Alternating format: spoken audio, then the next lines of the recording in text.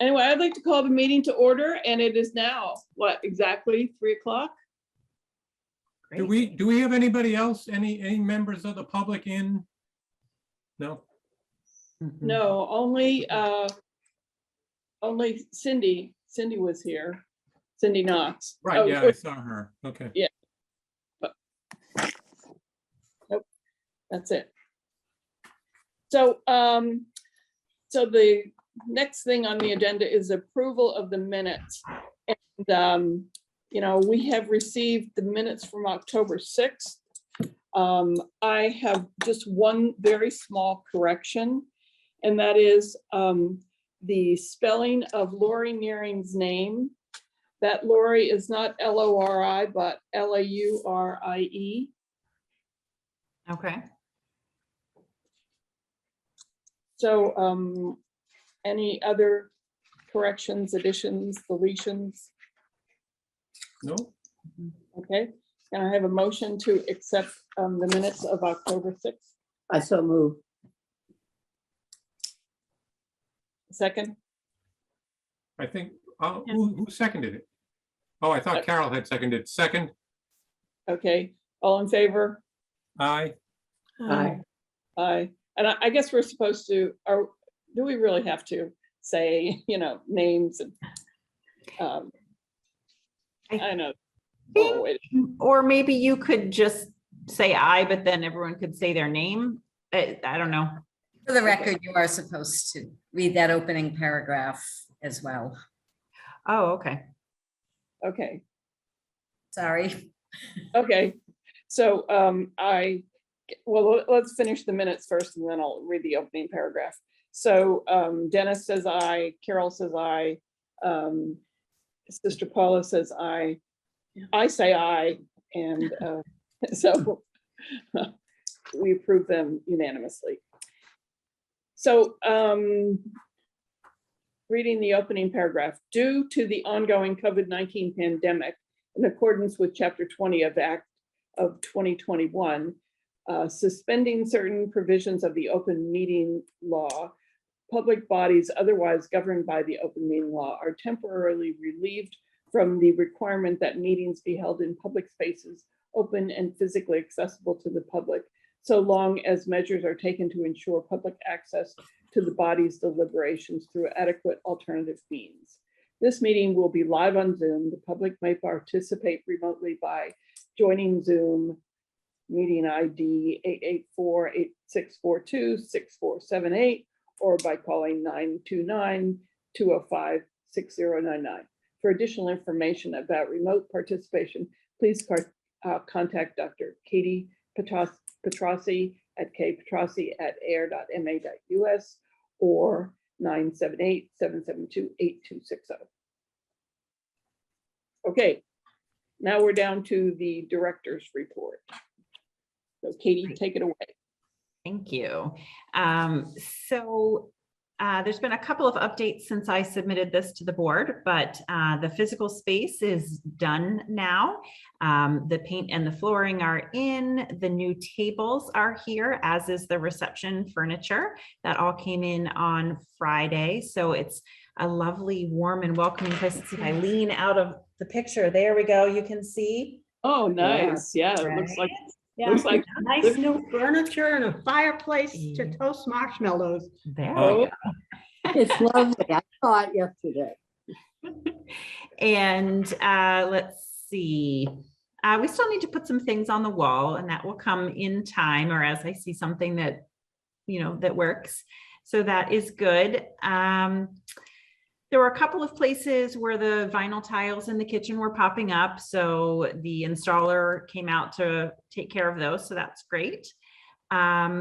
The one-day permits were submitted for each of the 10 special meals that we'll have between now and the end of the year that will be funded by the COVID food grant.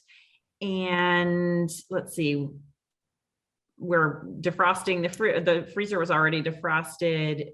Congregate meals will start next week. That's I submitted a capital request to renovate the kitchen, to bring it up to the full kitchen license so that we can prepare foods in here, not just heat and serve. So that went in on Friday. There will be a general meeting and then a meeting specific to my request. So I will keep the board updated on when those meetings are, so you guys can attend them with me if you would like to. The capital, the process for approval of a capital request works how? So you submit the request and all the supporting documentation, and then the capital planning committee meets for one general meeting, and then they will have more of an interview meeting with each department that has submitted a request. And then they make a recommendation as to whether or not to fund it. And then the selectmen make a recommendation, they give their support or not. And then it goes to town meeting in the spring for the town to vote. So it would be approval would not occur prior to Springtown meeting in whatever, May of 2022. Correct. Yeah. Okay. Yep. So, so I will keep you guys updated on where that process is. Okay. Let's see, tonight, I will go before the selectmen to discuss the reserve fund transfer to cover the cost of the My Senior Center software. So if anyone wants to join tonight, they can. I don't know that it will be a big or involved thing, but you're welcome to join the selectmen's meeting tonight. And I'm excited to get that in there, I think 5 to 7 weeks out. So there will still be a delay in getting that, but this will be good to get that moving forward. The newsletter, I think everyone has seen by now for November. There was a little bit of a trial and tribulation with the newsletter. I used the printer that had been, you guys had been using before, but I guess I just wasn't as aware of, once I went from simple black and white printing to some things that had a little bit more gradation to them, that printer just, their equipment just isn't really able to handle it. So I made a last minute decision and printed them here on the COA printer. So I'm gonna have to decide what to do, and I would love to hear the board's input. Would you like me to simplify and kind of water down the design of our newsletter to go back to printing it?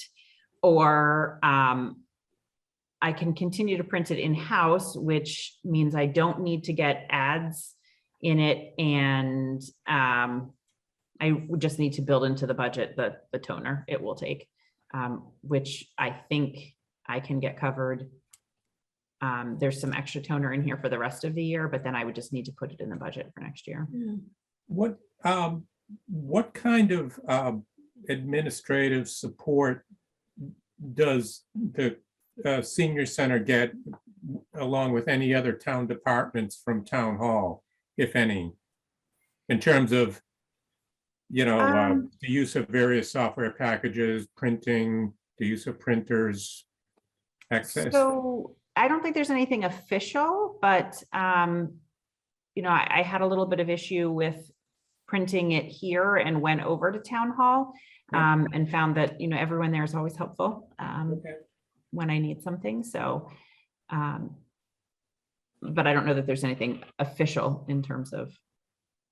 But you're not running into some sort of passive opposition that we're not the quote unquote secretary for the Council on Aging, or we don't do Council on Aging stuff or anything. No, okay.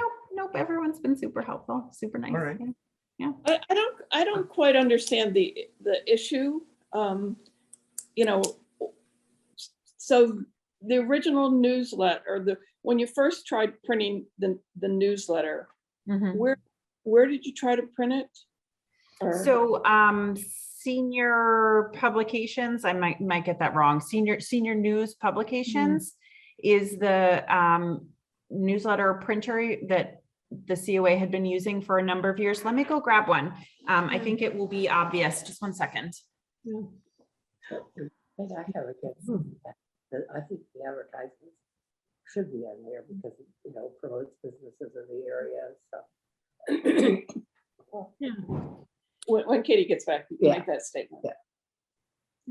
What I miss from the newsletter, and I think people who come for lunch on a regular basis from now on for the meal here, they're going to be looking for the menu ahead of time. I think they're going to be a little confused about that, not knowing what they're going to be served. They're in the habit of knowing that ahead of time, so that might be something while you were gone. I have one comment. That's a very good point. Oftentimes when you send the menu, when you send the printing out for the newsletter, Mock has gotten behind in how far in advance they're planning their menus because everybody has a food shortage situation. We could certainly hand print them here and stuff the newsletters. But if I keep printing them in-house, then I can actually make it a feature in there and it's not a big deal. So this is, just to give you an idea from the heading, I think you'll be able to see that. So this is the newsletter that I printed. This is the newsletter, I don't know if you can see the difference, that came from the printer. Like it's darker on the left side, lighter on the right side. You can't see the black outline. There were a number of printing issues, like there's the shading at the bottom was inconsistent compared to this one. He took it upon himself to make some changes to the coloring, and when he put the fuel assistance picture back in, he put it in upside down. There were a number of things that I was just not satisfied with. So especially since that was going to be the town's first impression, first interaction with me. So so I went ahead and printed them in-house. So does anybody have a strong opinion either way? I mean, Do you feel like you have the expertise or someone in town to print it? Okay, I mean, it sounds like you feel like you can print it better than having it contracted out. well, so the layout and the design of the newsletter, I did anyway. So, you know, what the letters look like, how much space is between each line, all of that layout is me anyway. So it's just a matter of printing. And then I think I figured out what it was user error on my part for our printer over here. And I've since figured it out. So no, I think I'm perfectly capable of doing it. And in some ways doing it in-house means that I can print it 2 or 3 days before we need it rather than 2 or 3 weeks. So it allows for last minute additions. Like we said, the mock menu could go in even if they are taking a little longer. So I'm okay with it. It would mean there was no ad placement, and sending it out is an expense that's definitely not in our budget this year. If we wanted to send it out, I could certainly try and add it to the budget, but Right, and previous, the commercial printer was mailing it out to or not, no? no, he was mailing the newsletters to us and we were having to collate them anyway. So, yeah, that doesn't, yeah, I would, yeah, I think that's fine to do it. I mean, it also allows, like you said, for a greater degree of timeliness, should there be late additions or late edits. And you're able to kind of have greater control. If we had a reasonably reliable mailing list, I would be in favor of physical mailing to members, you know, town members who are townspeople who want the physical. yeah, I'm happy to collect. Right now I have everybody's name and address, but I don't have a lot of phone numbers or emails, which is not relevant for the newsletter mailing. But to mail 1,800 of them is a huge expense. But for example, let's say there's a group of 30 people who really want to receive it in the mail, I've got no issue with, stuffing those and And mailing then them. the 1,800 number is townspeople over the age of 60? Mhm. Is that the? Okay. I have a What about distribution to the supermarket, various places around town where you might, how is that handled or would be handled? We distributed about 200 of them. I came up with a newsletter. Debbie and I worked together to discuss where newsletters were going before and where they could go. And it was about 200. So they were taken to town hall and the library and the ours. beauty salons. Hmm? And we got ours. You got ours? Yeah. Everyone in senior housing got theirs on their doorstep. Everyone who got Meals on Wheels, they went to the grocery store.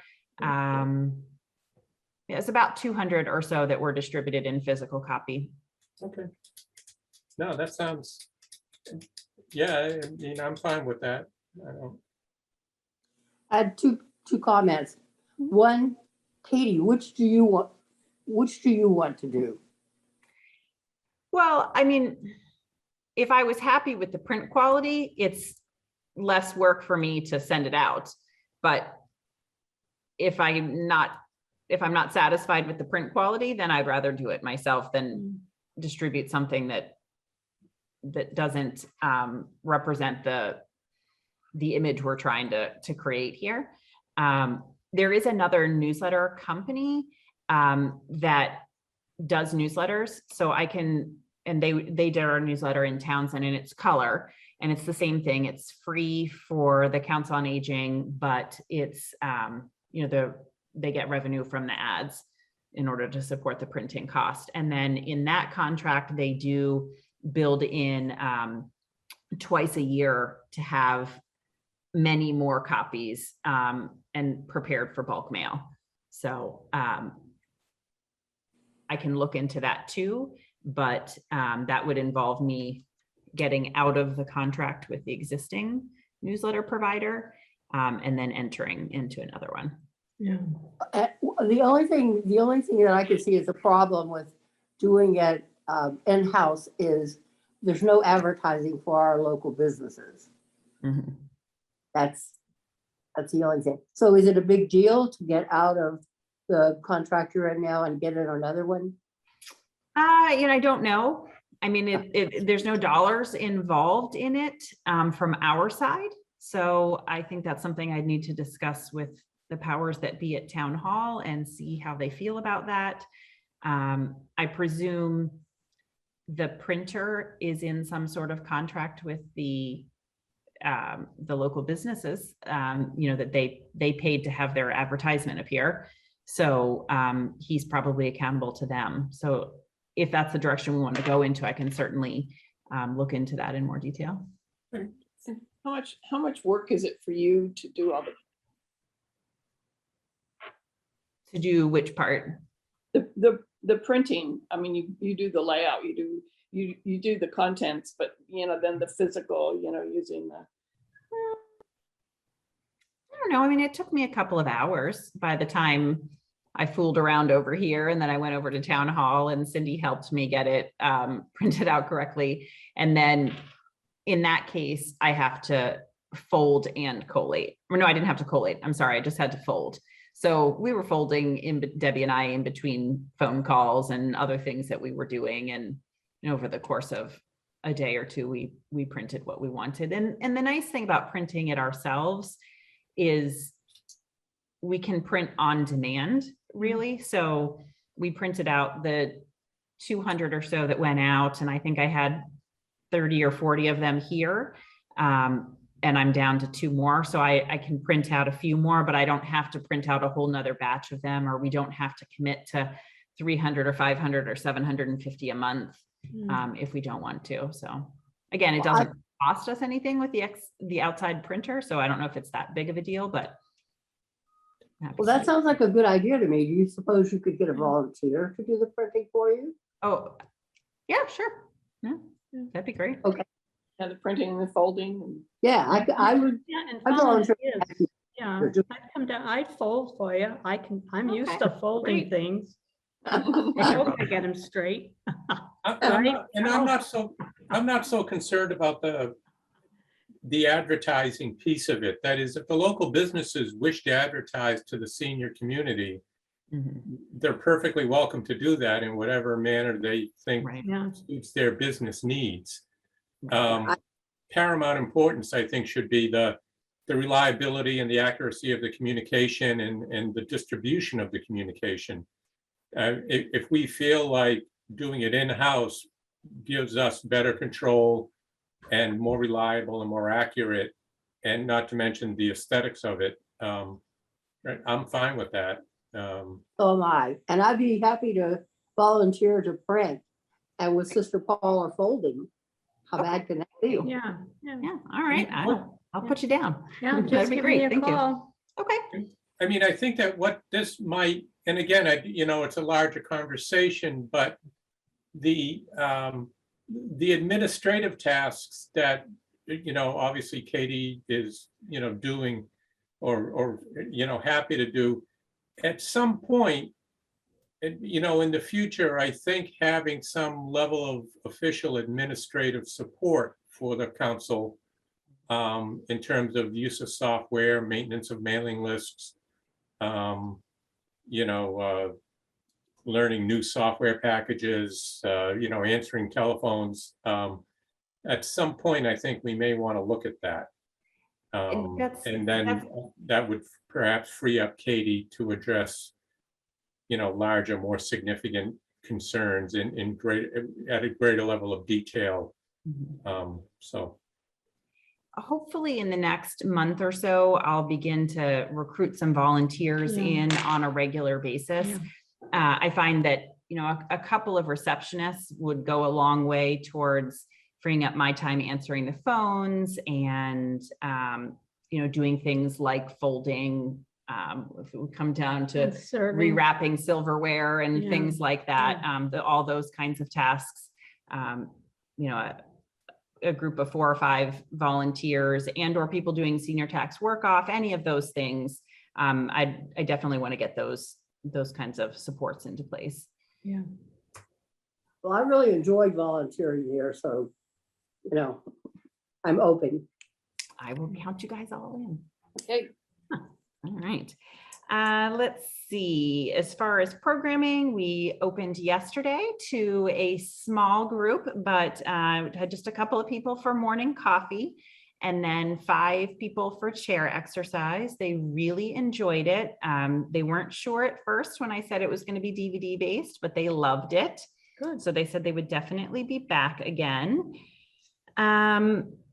So if you notice in the newsletter, there's just a couple of things each day I wanted to ramp up slowly and really get to know some people and just decide what they would like to do. Then we have some special programs that are seasonally, relevant. So that should be good. And then one thing I wanted to talk about was sort of the business model for running the senior center. They're all funded a little bit differently with funds from the state, from the formula grant and from the Executive Office of Elder Affairs, as well as funds from the town. And some senior centers have everything for free. And so then that requires a bigger funding from the town to cover all of those things, a bigger budget. Some senior centers do use a model where you kind of pay as you go. They're small nominal fees. We definitely already do the $3 donation for the meals and that, but charges for live exercise classes, charging for craft classes, those sorts of things. And then the third model that senior centers can use is like a membership fee where you pay either annually or by the month. And that cost is not event specific, it's just a flat fee. So I kind of wanted to get a little bit of history as far as what you guys were doing in the past. It seemed to me like everything was free, but I just wanted to confirm that and then see if that's something we want to try to keep doing, or if we want to discuss that further.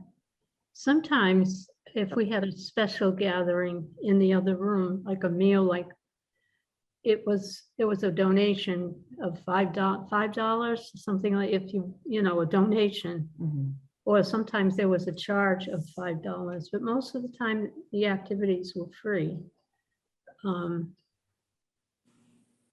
But we always had a good response, even with those pay, if you had to pay $5, like for a dinner of some kind, you're gonna have a special occasion, $5 donation, the room was filled. But exercise was free. I don't, because I used to go to the exercise when I was younger. And Didn't we all? that was free. I do my exercise walking the streets of Ayer now. So, but we did have both, so people would be open, I think. But they are used to the free stuff, more or less, Mhm. especially the older housebound people from your housing. So, Right. yeah. Do you have a ballpark figure on if it's considered to be always free, ballpark figure on what that might cost over the course of a year? No, I didn't. Oh, Oh, gosh, I mean, I think that would depend on what you wanted to program. yeah. So, for example, at the end of the month, we have, and again, that depends. So if you wanted to have classes where the staff are facilitators, that certainly is one way to keep costs down, but that requires more staff, and we're kind of operating on a bare bones staff right now. But for example, on the 30th, we're doing the candle making class, and I've got an outside person coming in. I've been trolling around trying to find people willing to teach classes, and I'm charging $5 for that. The actual charge for the classes, she charges $10 per student. So the senior center is going to underwrite the cost of that. So, you know, the two, Dan Kerouac and Davis Bates, they're both cultural council funded events. And normally those two would be spread out over the year. You can usually count on getting 2 or 3 cultural council grants for the year. And that pays for them. But otherwise, if you're trying to bring in a performer or something that you're looking at, you know, $150 on the inexpensive side to $550 to bring in someone. So, you know, I guess you multiply that by how often you want to do something like that, and that would be the cost. Yeah. So, you know, I participate in exercise classes in primarily Littleton. And they charge us $3 per class. And we pay at the beginning of the month. And so, you know, if you don't if you don't get to all your classes, you know, you essentially lose at $3. But, you know, the classes are more than full. And you talked to Carol. What? You talked to Carol about doing it. Yeah, and I've connected Carol Oh, I'm sorry. and Katie, so I don't know. Anyway, that's how it works there, and I don't think there's a problem. I mean, the truth is, if you do, I mean, I do in particular yoga with Carol, and you know, if you go to an outside yoga studio, you know, you're going to pay, I don't know what, $20. We're paying $3, you know, so it's a great deal, and I think most people recognize it as that. Okay. So I guess, I mean, part of it, I think, is demographics. That is, will we lose people from attending or participating if they either can't afford or feel unjustly inconvenienced by the cost? And I think especially initially, increasing, that is the single most important thing the senior center can do now, is to increase the participation rate. more people attending more events, actively engaged with the senior center. I mean, I would say that in general, under all circumstances, coming out of the pandemic and the relative isolation and all of that, I think, just accentuates that. So my instinct would be to kind of do everything possible to keep it free or subsidized at whatever level you need, and then let participation kind of start to make your judgment about it. That is, if you have a concert and, you were thinking, 25 people might show up, instead you get 90, that tells you something about whatever. Right. So, Yeah, yeah. I That's true. mean, I really appreciate what you're saying, Dennis, and I think getting people to the senior center is really primary importance. But sometimes, the policies that you make initially are really hard to break. So if initially we say that the exercise classes are free, and then all of a sudden we start asking for, money for them, that's when people get upset and rebel. So I don't know. Just another. no, that's, yeah, no, that's, do you have a sense, Sister Paula, about people's willingness to pay or not, or ability to pay even? Oh, I can make it a little bit louder. There we go. Can you repeat the question, Dennis? Yeah, I was asking Sister Paula if she had a sense of, are the people attending the senior center now, do you feel like they have the ability to pay or willingness to pay some nominal sum if necessary, or would it be a hardship for many people to pay?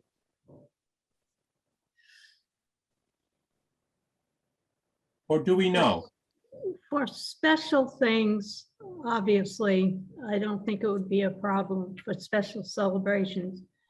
And for the meals at lunchtime, people paid. Sometimes they paid by the month, because I remember them making arrangements for that when I was serving.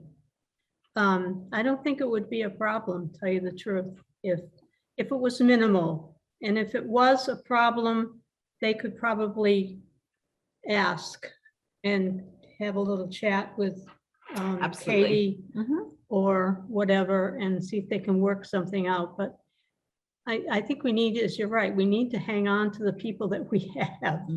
We want to and build the amount of people that are coming. We have a basic group that used to come for lunch. Hopefully they're going to be back. And it was solid. And then just build from there. So I don't think there'd be a problem, as long as it didn't go too high. Right. $5 is, once in a while, but $3 for a meal can't do any better. No. Well, I noticed that at the lunch table, there were some people that paid every time. And then there were some people that didn't. And it was a donation. I don't think anybody made a big deal if someone put it in or not. I mean, that's been my experience. But It used to be $2, and then the donation was one time last year, I think it was, or before this whole mess started. Okay, thank you. I don't think some people would put in $2, even if it was for $3. As long as they put in something, they felt like they were helping out.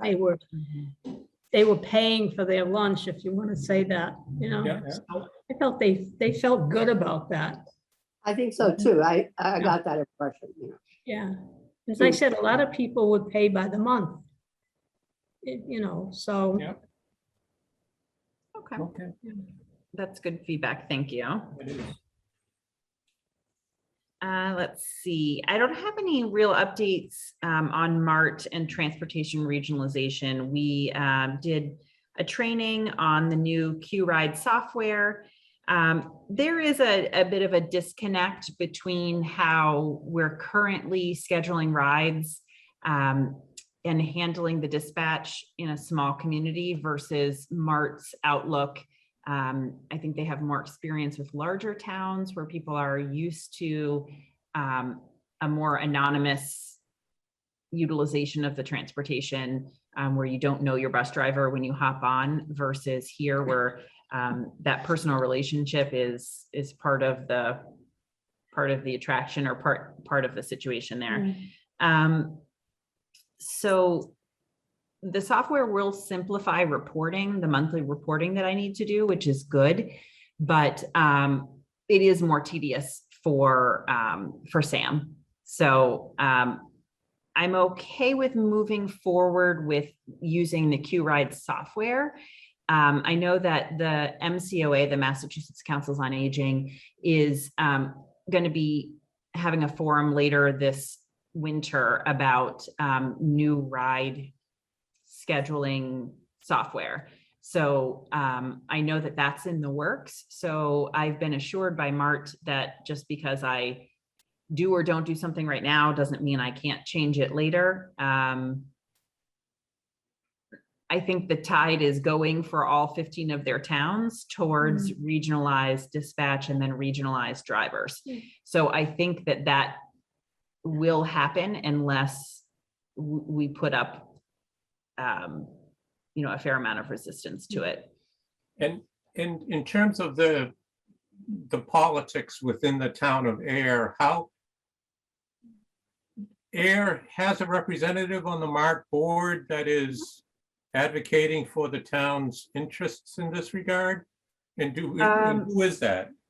So that's Robert Pompriand, yeah. Okay. So I don't know I honestly don't know how frequently those representatives meet, whether that's a quarterly thing or a monthly meeting. I'm not sure. I should discuss that with him to find out. So, and I think that he's probably waiting for or open to obviously whatever input I'm offering. And so how does the process unfold, or do we know, in terms of this is the drop dead date, or will regionalize or not regionalize, or you're in, you're out? I mean, how does that?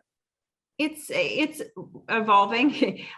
They wanted me to start last month and I just said I wasn't ready to do that. We've been trained. They would like to start November 1st. We haven't. We didn't start doing it yesterday. So.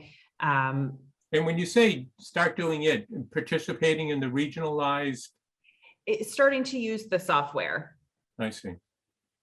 So what that involves is, rather than Sam using the piece of paper that he schedules all of the rides on, typically goes in the van with him and he checks them off as he goes. Yeah. This involves using what looks like an iPad. It's a tablet. And then he pushes start and stop each time he picks up and drops off someone, and he enters the odometer reading. And the rides are then, the manifest has to be entered in. So if we were doing regionalized dispatch, which is again where they would like us to go, then the Mart office would be scheduling rides. The manifest would just appear on his tablet each morning in the van. And then he would hit start and stop for each of those riders at each of the locations. So that would be, if you go to regionalize, it would be a different driver that would, like it happened to me at the hospital the last time I was up there a couple of weeks ago.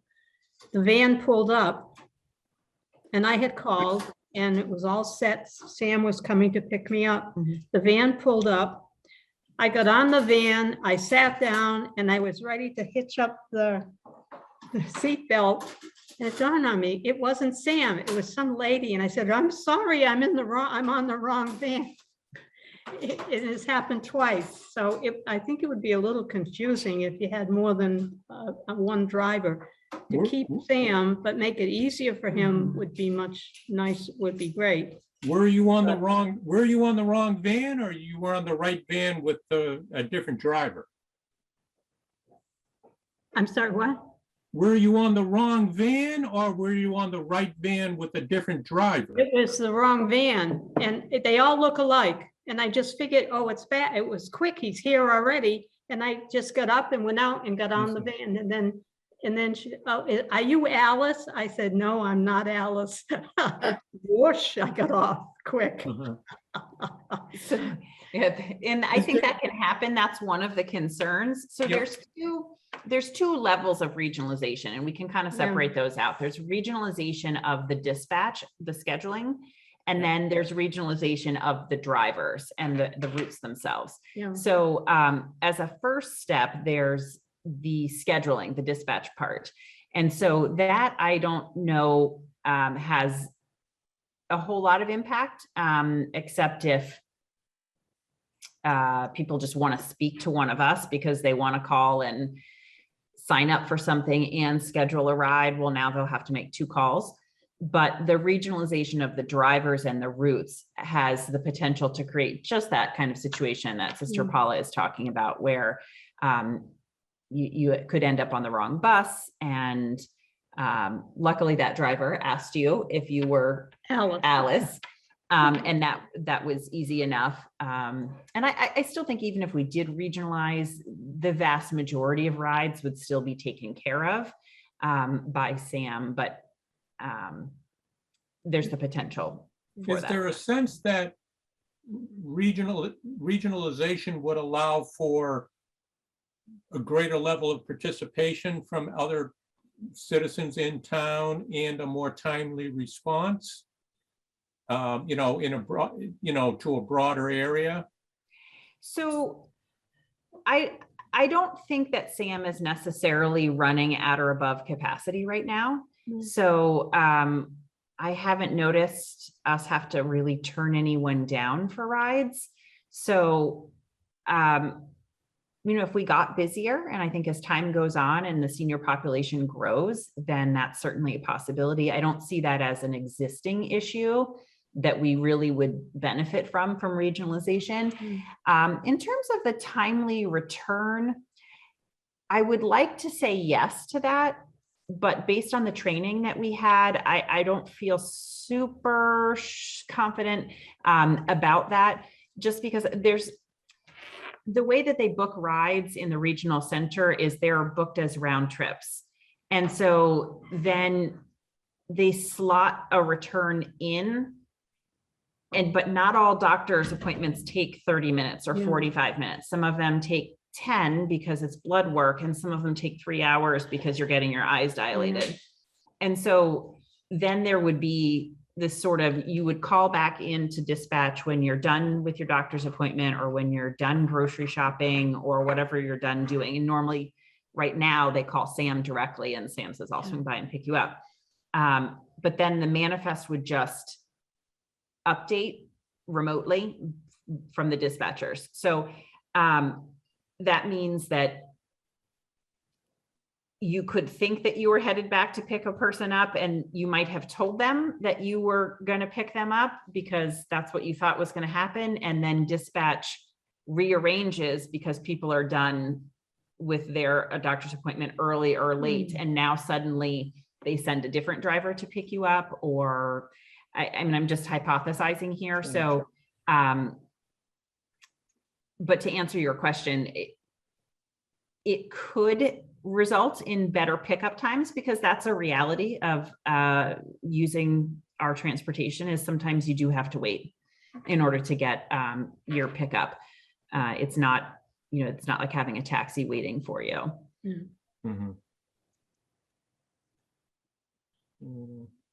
The van is well used by the residents in my building. And I myself, plus many up to the hospital to go shopping, they use it very, very well, and they like it.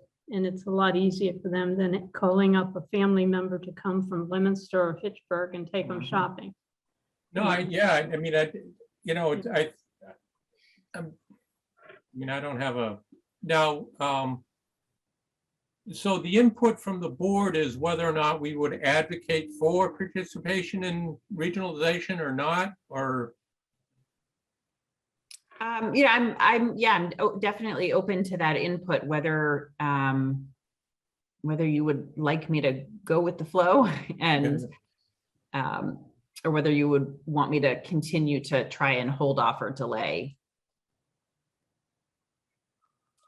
my thought is just as you learn more, you sort of be flexible and make the best decisions. I mean, you're the one that's the professional here who understands what is happening and how it works. And, I would say I'd trust you to make the decision for the community, and whatever decision that you choose to make, I'm willing to support it. I have too. Yeah, and as I understand it, Sam is a town employee and he drives a marked van. Mhm. And again, I concur with what Carolyn said. I think that we would certainly support, given your ability to stay close to the situation, we would certainly support your decision in that regard. Yeah. But the effect on Sam of participating or not participating in the regionalization effort, and whether or not failure to regionalize would imperil having a marked van that no one else gets to use, kind of thing, or whether participating now means we have a town employee who's servicing other towns, what, if any, effect that has. So, And if these are all the things that need to be worked out. Yeah. And it feels to me like each time I bring up a concern like that, Mart's either hearing it for the first time, like it's something that hasn't occurred to them. really, So I feel like I think they're still trying to work this out too. Yeah. So, for example, Debbie has part of her salary is covered as the MART dispatcher. So it's something like 5 hours a week. And I think, although I think that her contracts have changed, so don't quote me on that, but yes, I think that is what she's doing. So there was supposed to be efficiency and cost savings, but when I pointed out to Mart that they're reimbursing us for those 5 hours and then the indirect costs that are associated with that, and then the assumption would be that then they wouldn't pay for that anymore if she wasn't acting as dispatcher. And then I would need to come up in the middle of my budget year, like in the middle of my funding cycle here. I was like, if you cut that off, I don't have any way to come up with an extra 5 hours worth of, funding for her each week. So they said, oh, that's okay. Then we'll continue to reimburse you through the end of the fiscal year for that. So you have time, which was very nice. But they had to go back and forth and okay that, which says to me that they hadn't really considered how this would affect town budgets at all. And hopefully I'm not speaking out of turn there, but I don't think any of the other towns would be in a different position than we would be as far as how to make that work mid-cycle. so Do the other towns, that- No, go ahead. do the other towns have more than one driver? If somehow we had a backup driver that could make Sam's job less tedious for him and give him time, because he's on the road 5 days a week. We used to have a backup driver way back, but only in emergencies. But if we had a backup driver that could alternate with Sam, it would be a lot easier. I'd like to keep what we have, tell you the truth. I think it's because we're a small town. Of course, I just noticed in the newsletter, the towns that the van goes to, I didn't realize. And all the time I've been here, that we went out to the different towns that way. Yeah. And so we need a backup. We need someone else, another driver, if that's what the town could help us out with, would be nice. And then a little nervous about this regionalization. Give it let them get it set up themselves before we get into it. I don't know. That's my opinion. That makes So I sense. assume that, since Sam is a town employee, all of the van drivers are employees of their towns. No, each town, if you're not regionalized, then it may or may not be a town employee.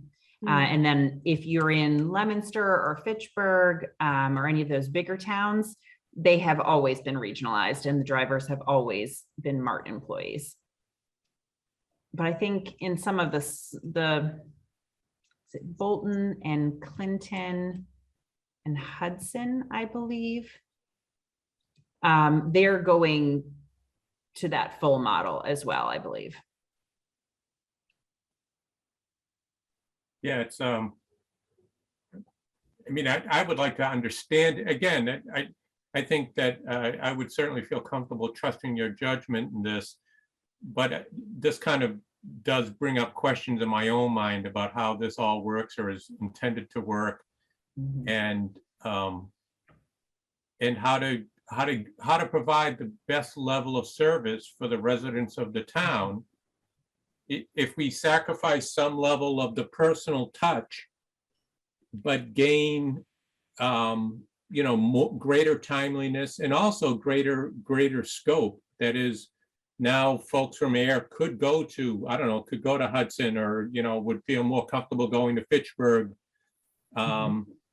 Then that might be a benefit that, on that side. So, but I am kind of curious as to how that is, what is the nature of the relationship between MART and the towns, and what is MART's role in providing service to the town as opposed to the town providing service to MART.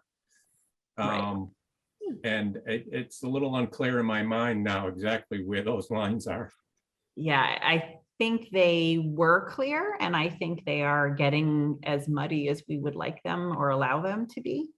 So, for example, part of the process of setting up the software with MART was telling them which towns we service. And they said, you should just leave it blank so it doesn't limit it. And I said, well, but we don't take people everywhere. We only take them to certain towns.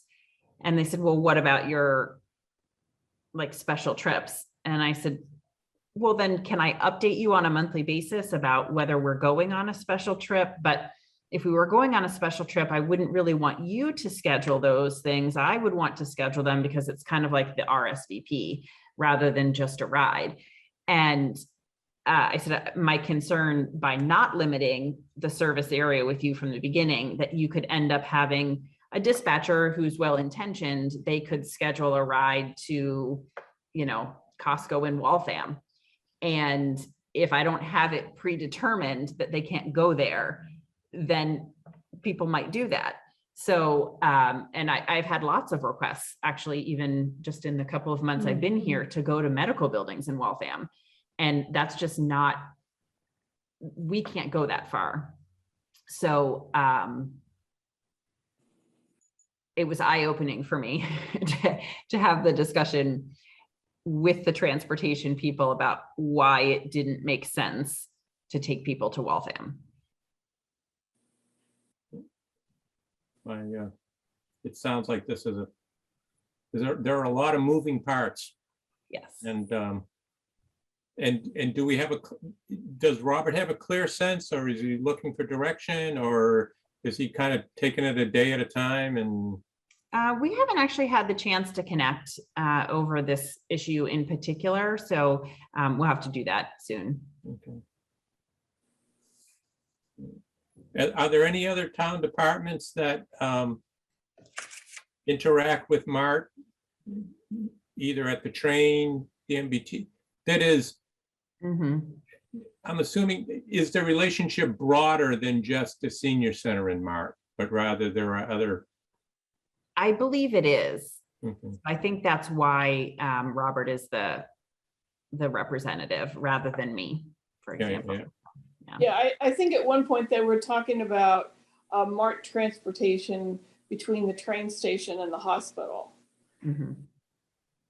Those employees, but it's been a long time since I've been involved in that.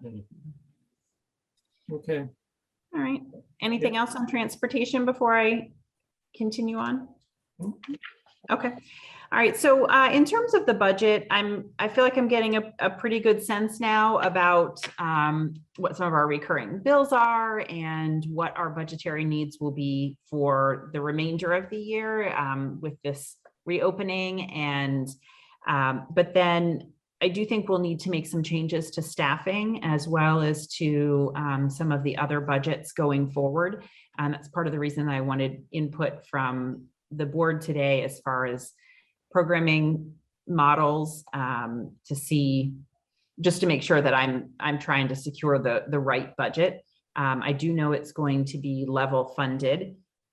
So I would need to be creative if I was trying to get more funds for one category or another. But I certainly would hope that there'd be a little bit of leeway with me as a new director and a new direction for the department. So I'm open to what, I guess, I don't know, has everyone had a chance to look over the budget? Are there any questions, any input you want to offer about the categories or the spending in each of those? Or what you might like to see, and then what you would want to see on a ongoing monthly basis as well. In terms of staffing, how you're short staffed now, or? Right. Yep. So there, my understanding is there used to be a full-time nutrition coordinator, Yep. and then a second van driver, and then there was one other staff person. Outreach. So Debbie's currently doing the outreach role. Oh, is she? Right. So I would like to see definitely a nutrition person come back, especially if the capital request is funded for the full kitchen. But I think we could definitely use one more person here and then a full cadre of volunteers. What about would a receptionist be a volunteer person? I think it was brought up earlier in the meeting, if I remember. Or would that be a paid staff? I mean, I suppose it could be paid, but I feel like we'll be able to get, 99% of what we need to get done with an administrative or receptionist role from volunteers, provided we've got, we're able to recruit volunteers. So. And in terms of level funding, with inflation, why level funded as opposed to at least a 5% increase given the inflation rate over the last 18 months or so, and the need for greater salaries as a result of the hiring issues. So there's two levels. There's level service and level funding. And I'm sorry if I just said the wrong thing.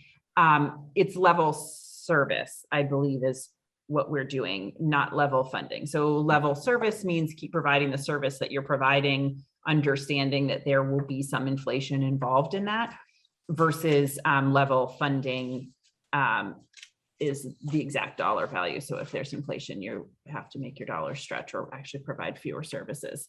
So we're in the better of the two positions. Okay. And of course, I don't think any of that's official quite yet, because I don't think the budget preparation season is officially open yet, but that was my understanding. Okay.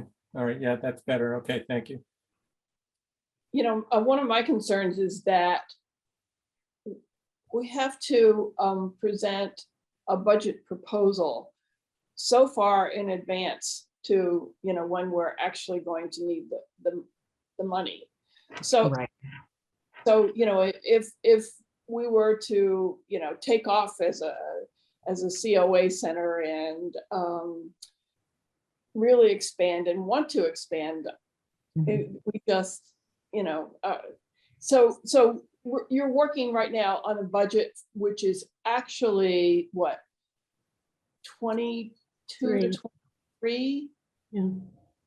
It would be the 21, yeah, 22 to 23. Yes, Yeah. the FY 23 budget. Yeah. So I'm just putting it out there that it's pretty limiting that, and well, of course, I guess by the time, and of course, the year we open new senior center, then it's going to be completely different too. And Right. And that's, at least for the year that we open the new senior center, will be at least along the way on the process. And anticipate be opening the new senior center. And so we will forecast that appropriately, hopefully. But for this upcoming year, we would still be here in this space. Yeah. So that's why I'd like to give some thought, and you don't have to give me an opinion on it right now, but just sort of where where we're meeting the mark and where we need to expand our capabilities. And that's almost impossible to forecast right now, right? Because we opened yesterday. So, but it is kind of an important decision going forward. And how are those needs assessments going to be conducted? Are you simply, just kind of word of mouth and individual conversations with folks, or is there going to be some sort of official town public gathering to discuss, or send out a questionnaire or any? Well, on the back page of the November newsletter was that survey, for Yeah. example, which kind of gets us a brief idea of what people would like to see, and I'm getting some good responses to it.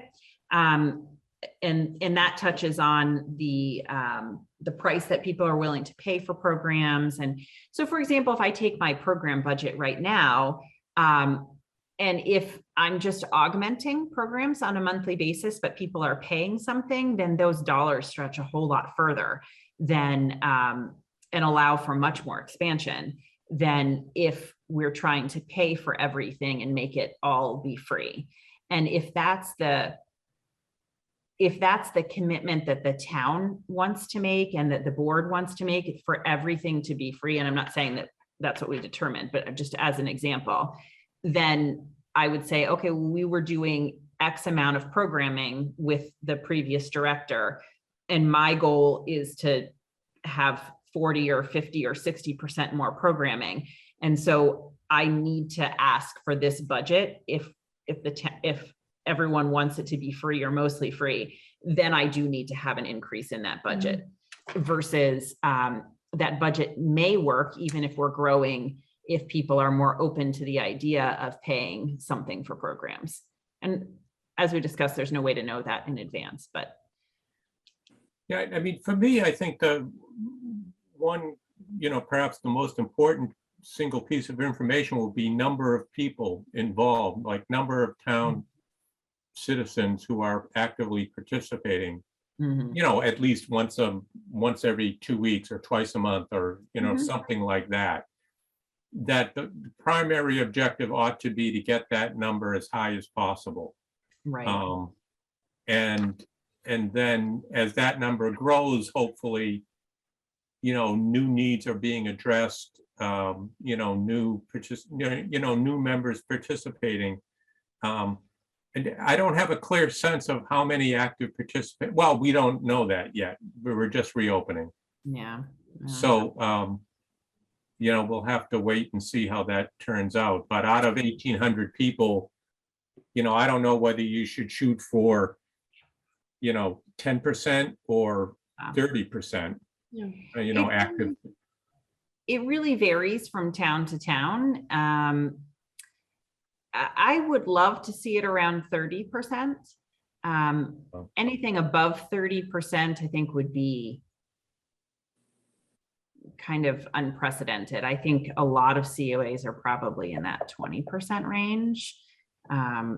Because in Townsend, we were in the 30s, and that seemed to be a statistic that was well liked.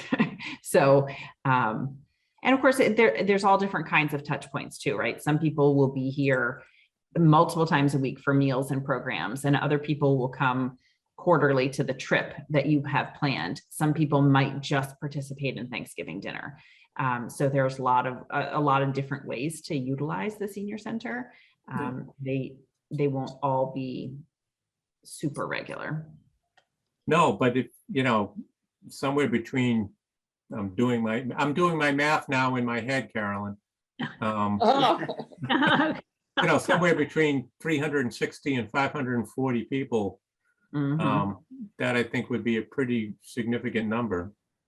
Yeah, absolutely. Yeah.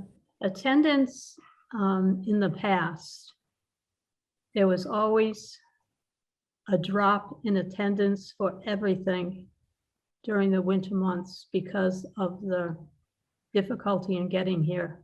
Mhm. So donations would drop then. I don't know if that would affect what you're planning here, but there is always a downward thing. But once the spring comes, it bounces back, and during the summer, it's holds steady. So the winter Great. months are kind of, so that would affect how much money.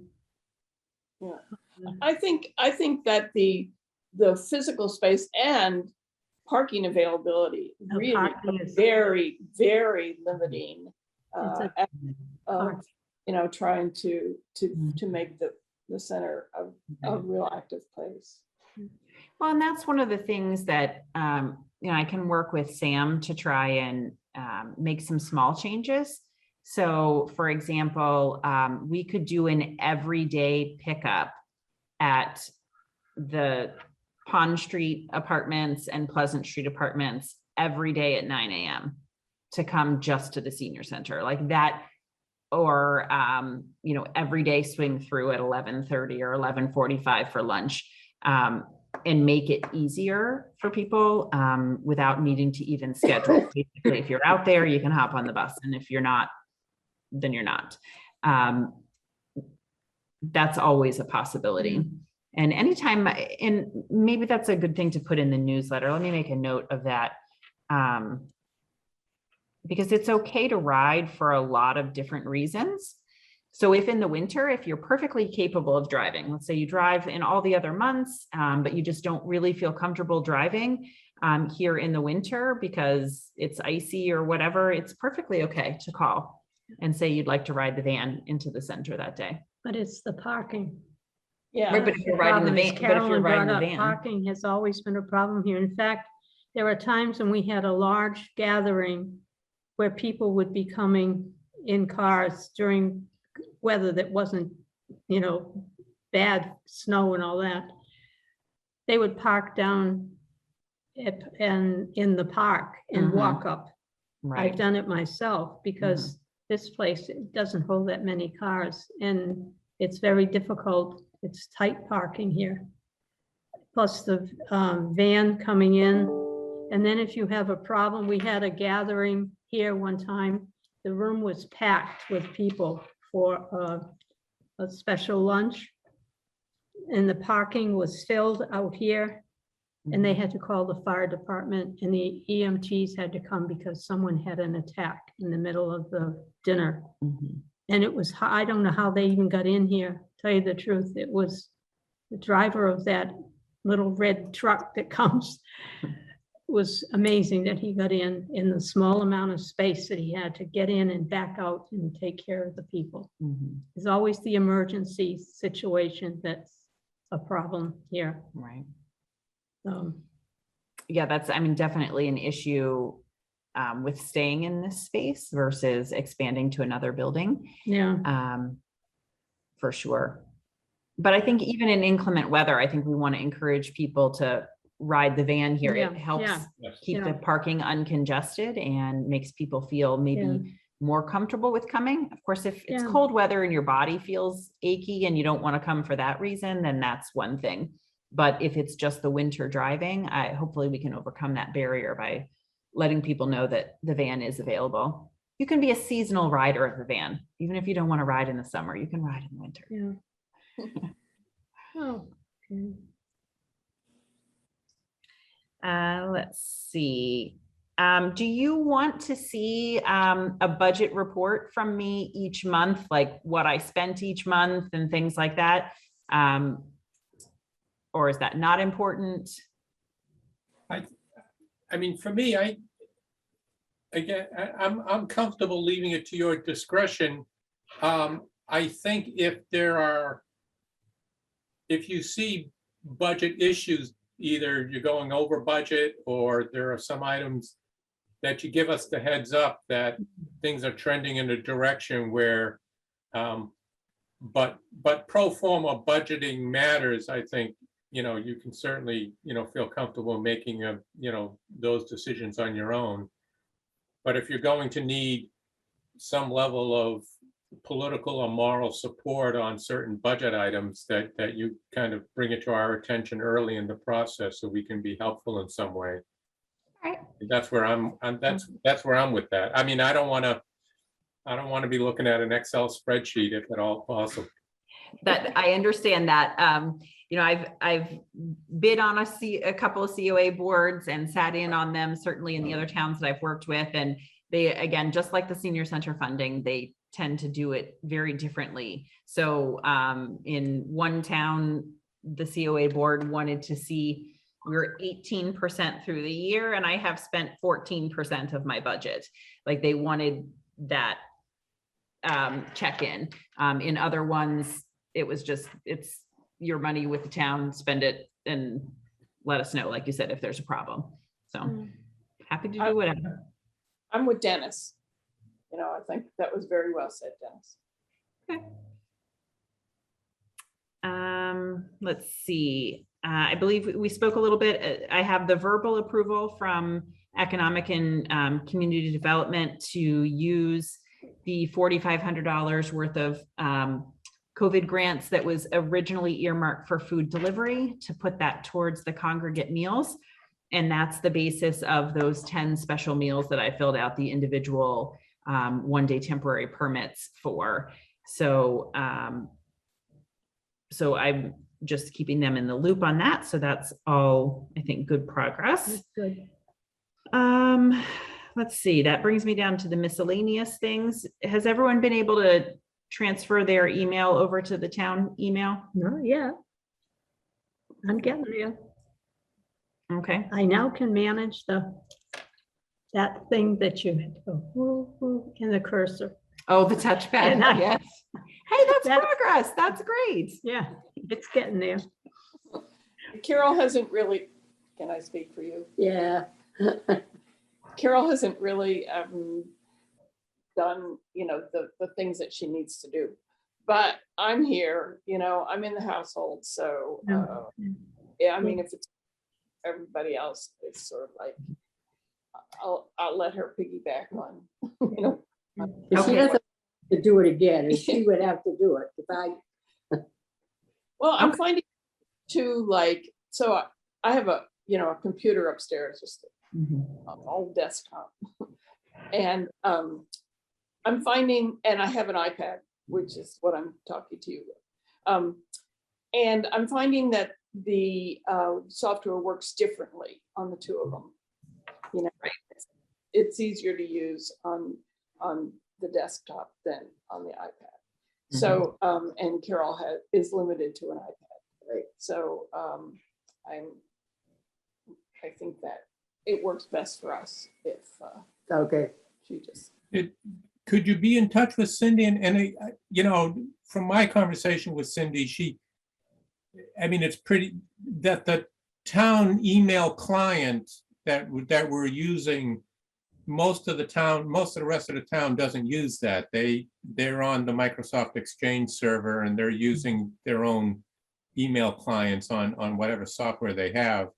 And I guess my point is that for Apple products, it may well be that the town email client that we're using is simply not updated for Apple software very often, if at all. And it's, so I think that's probably just the way it's going to be until they decide they're going to update the town. Although Cindy, from my conversation, that is how I'm looking at the emails is different from virtually all the other town departments, because they're all using their own Microsoft Exchange server, because town employees do it that way, and the volunteer committees do it this way. So, I find it rather clunky and. oh, it's definitely, yeah, it's not cutting edge. But that being said, it does what it needs to do, and it allows me to stay separate, like keep this task and these things, like my phone isn't pinging all the time and whatever with new COA stuff coming in. And I'm fine with it. All I would say is that in an effort to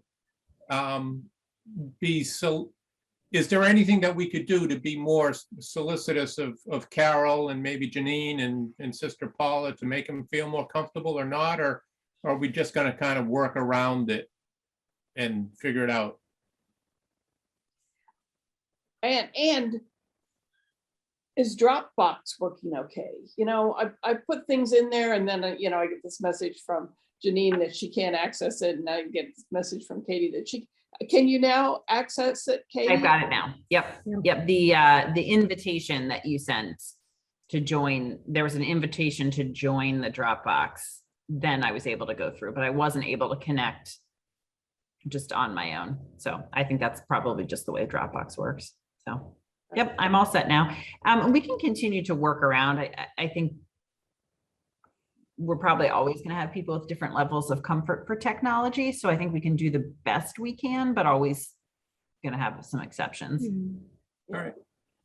I mean, you know, and I think we can maybe continue to do both, like put things in Dropbox and add it as an attachment to an email. Sure. Yeah, I think that having the I think that is going to be real helpful going forward in terms of being a repository for documents or just improving communication flow. Frankly, I'm a little, because Dropbox automatically wanted to integrate itself with my Microsoft Office on my tablet. Mhm. So now Microsoft Office is insinuating itself into my access to Dropbox. So, I mean, that's something that I need to kind of work on myself, but it is the level of integration that they initiate at that end is a little discomforting. But it is what it is. But I think that Dropbox is helpful and will continue to be even more helpful going forward. Great. I think that's all I had for the director's report. That was a lot, but that's all I had. So, I have a couple of questions about some of the programs on, let's see, on the Wednesday, tomorrow. It says knitting and crocheting. You have someone to do that? I know the idea, and hopefully it was clear in the description, as a casual get together to work on your latest project. So sort of like what people would have in the past called like a stitch and bitch, but you know, just kind of casually getting together to hang out and crochet rather than a formal class. Okay. Well, remember there, what's the woman's name? I told you that already, crocheting, right? There's someone in town that talked to me when we had our booth, and she said she has all this yarn that she wants to do something with, and she'll give it to us. That's wonderful. If you want to have them get in contact with me, I certainly can take donations. And then if people are coming to knit and they want to start something new or want to augment their project, I think that's great. Okay, I'll get it then. And I wanted to ask about something else. Oh, I wanted to remind you that Sheila Harrington said she would be delighted to have a lunch. Great. Yes. That she would sponsor a luncheon for us, and I think we need to take her up on it when we can. Yeah, that's a great idea. I will reach out to her and see if we can get something scheduled. Okay. I might put her off until January when we are not trying to use our COVID funds for lunch. Absolutely. Yeah. Yeah. I just wanted to bring it up to your attention again. No, I wouldn't expect that you would do it until next year. Okay. I made a note of that. Great.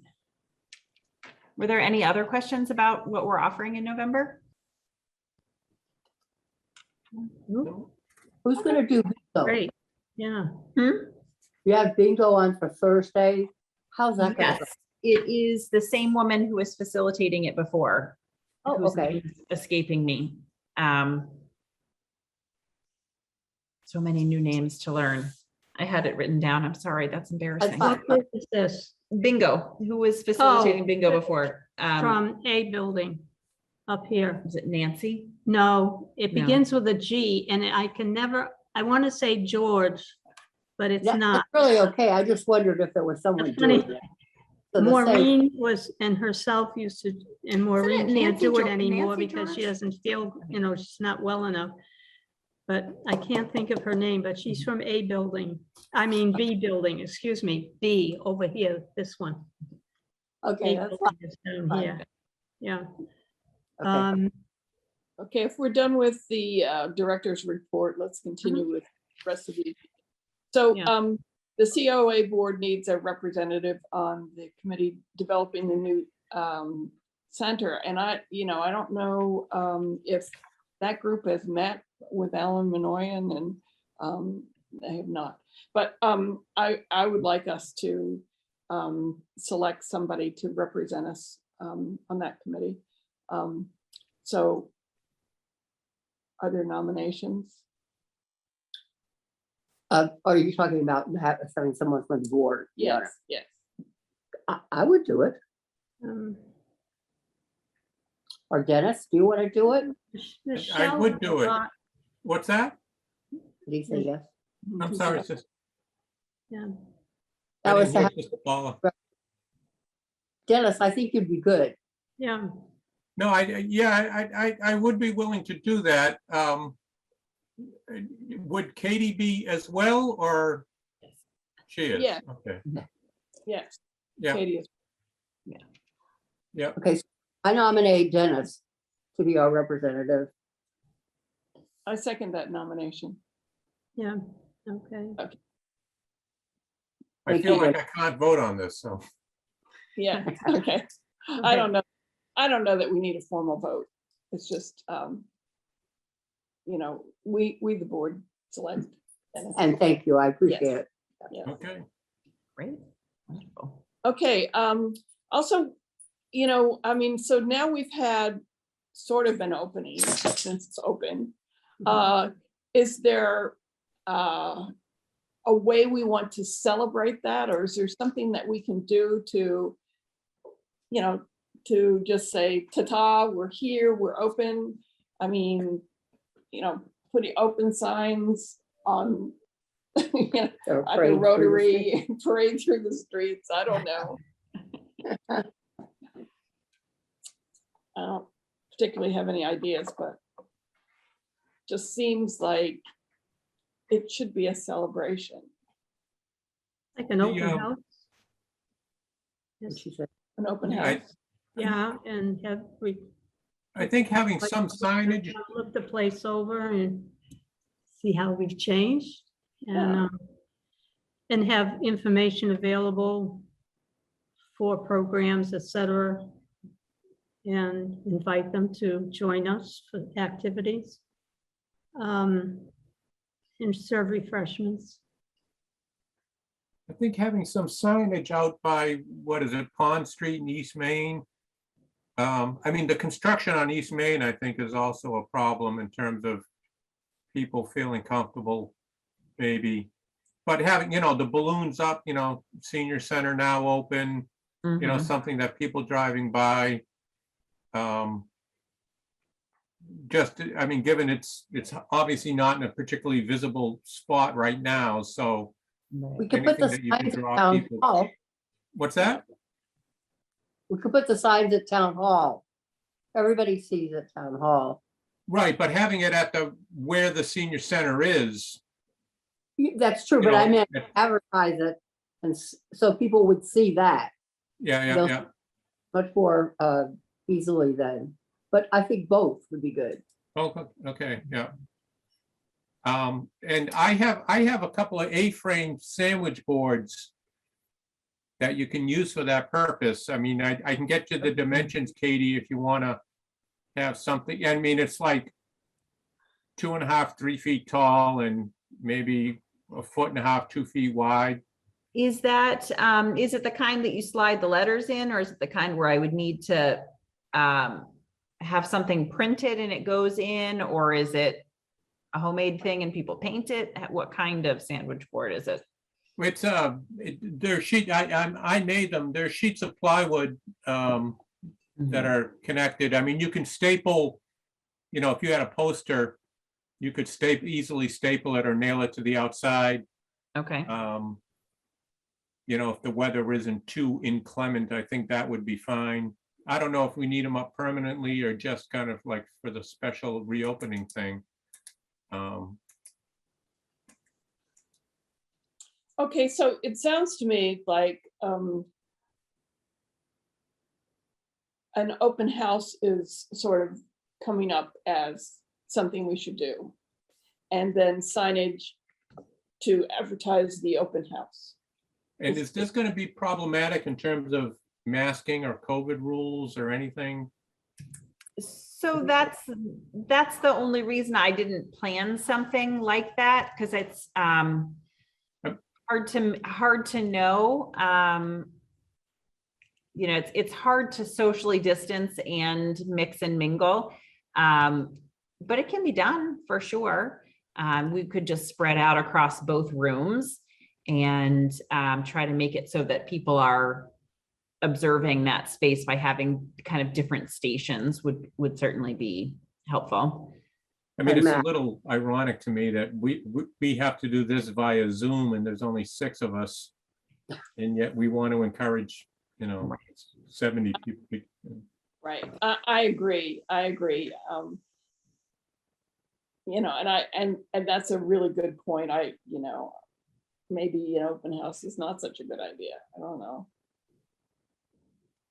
Is it going to send mixed messages within the town? That is, I don't, you know, it may be a conversation. Katie, if you want to talk with Robert about it, I don't know what Okay. the, I'll talk to him and see what his sense is. yeah, I mean, I think it would be good for people to gather.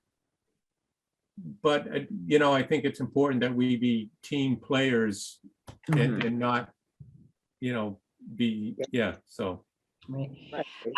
I think I love the idea of the balloons and signs to let people know that we are open again.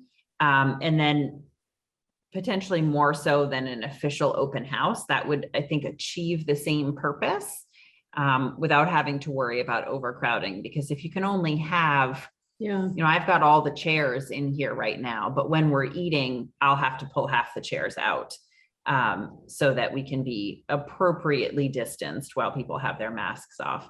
And then otherwise, when people are in the building, they'll have a mask on, so. I think that's a good idea. We could put the signs and balloons at Town Hall also, and then at our COA. I like that idea. Because believe me, people read those signs at Town Hall. Yeah. Good, okay. I'm Okay, always driving too fast. so if we're gonna do balloons and signs, then we need, I think, volunteers to put them together to create them. Okay, so you have the sandwich boards? Yeah, I can bring them by, Katie, and you can look at what, I don't know what the standard size signage is. I mean, they're pretty kind of conventionally sized. And again, it's like 2.5, 3 feet tall and, you know, 1.5 feet, 2 feet wide. So they're pretty good sized for putting some information on. Okay, great. Okay, I'll do the balloons. You want to create the sign? Yeah, I'd like to help with the sign. Okay. Yeah. Okay, Okay. And we could just have it printed up to the appropriate size, I guess. you're Put gonna on- bring it to COA? What's that? You're gonna bring it to Katie? Yeah, I'll bring the boards there so we can have a clear sense of, you know, what the proportion ought to be and, All right, and just let me know when that happens and I'll come too. okay. All right. Great. Okay, let's see. Yeah, on the budget, I've always been curious as to what the sources of COA funding are. You know, 90% town, I don't know. Can you answer that question, Katie? So, and I don't have the budget sitting right in front of me, but Got it memorized? yeah, no, but the town budget is, I believe it's 156,000 for our department. Maybe I should go grab a budget. And then roughly 14,000 of that comes from the state. So total budget is 6, of which 14 comes from the state. Yes. Okay. And remember, Robert told us not to worry about funds. Right. We all heard him say that. Yeah.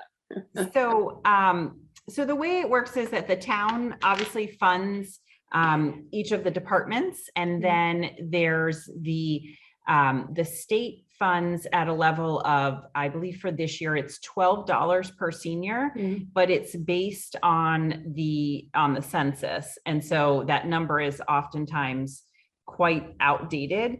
And we were supposed to get updated census numbers for this year because the census was completed. But because of COVID, everything is delayed. So it will be not until next fiscal year now where the 2010 census numbers will start being in play. And obviously the 2010 numbers are already outdated because so many people are turning 65 or 60 for the sake of state funding. That's just such a rapid aging. So even having those updated 2010 census numbers still isn't really accurately portraying what the potential needs are, but it's the best system that we have. So starting next year, that number will be larger, but right now it's, I believe $12 per senior is what comes from the Executive Office of Elder Affairs. That's the state level funding. Okay. And then, you know, adding in, part of that budget is also, you know, we have expenses related to MART and then those get reimbursed. So that's also all working around in those numbers as well. Do we get any federal government funding or? Not directly, no. I'm sure that the Executive Office of Elder Affairs is probably federal funding at the state level that then gets, you know, I don't know the specifics of all of that, but I'm sure it funnels through, but it's not in addition to those numbers. Is there any, and again, this is probably a longer term project, but in terms of individual grants for the town from the feds specifically, might be something that you would want to look into and see if there's available money, you know, or charitable contributions right, from various businesses in the area who may be looking for a little good publicity. So, I mean, those are, you know, I think having some level of private funding coming into the center for special projects, you know, I don't know, somewhat nicer furniture or sure, or a new treadmill or, you know, hey, those this furniture's new, it's nice enough. Oh, I'm sorry. I'm kidding. Yeah. I'm totally kidding. But those kinds of things, you know, some of the larger employers in the area. Right. I 100% agree. We want to make sure that we're taking advantage of all of the different funding sources that might be available. Even just today, I was looking at a small grant, a cultural council festival grant. They just reminded everyone that the deadline is tomorrow for it, and it's $1,500. It's not a massive sum of money, but I was like, could I have a festival? What kind of festival could I throw? You know, and just to see. So I did spend some time trying to see, because oftentimes, you know, there's just a lot of different buckets of money, and you know, try and take advantage of it here and there. I'd be curious about whether or not Mass Development had over at Devon's. I suspect that they have a big pile of money. That is definitely something to look into. I mean, whether or not they would part with any of it is another question entirely, but I would think that, I mean, there must be seniors living at Devon's, and they would not have they might not have any built-in services there and are probably relying on the local towns to provide those. So, I mean, there's a thought. Yeah.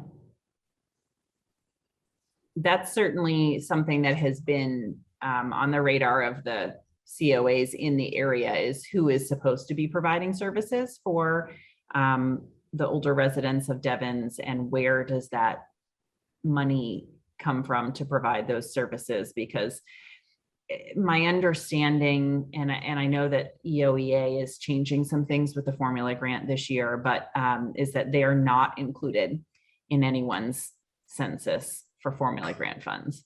So that's definitely an avenue to pursue.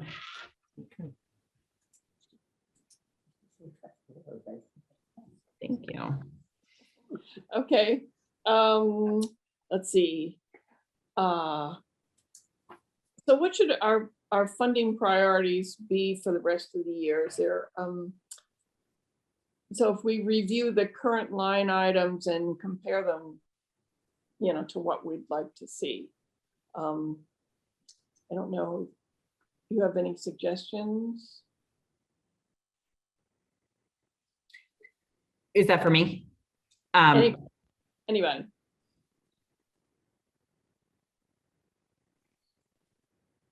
Did anybody have any questions about how the budget is allocated? Well, you had indicated that the vast majority, I mean, you had indicated the vast majority of it is salaries.